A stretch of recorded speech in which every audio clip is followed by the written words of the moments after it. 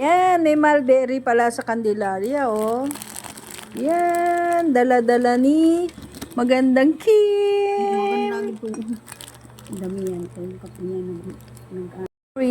Oh, inakyat pa daw niya yan sa puno. Ayan. Ako nagising niya, gising ko lang asawa ko. Para makaakyat ako.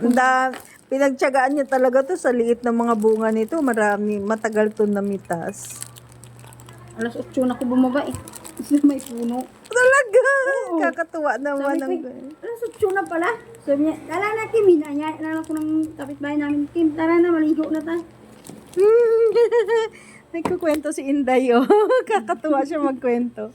Dahil sa alas 6 pa daw, namitas siya, alas 8 na siya bumaba sa puno. Nandun ako sa puno eh. Kakatuwa siya, oh. Pinagmamalaki niya kasi, meron daw sa bahay nila. Kaya ayan, sinampulan niya kami, dinalan niya kami dito sa palengke. Thank you, Kim. Tama ka. Tama. Thank you.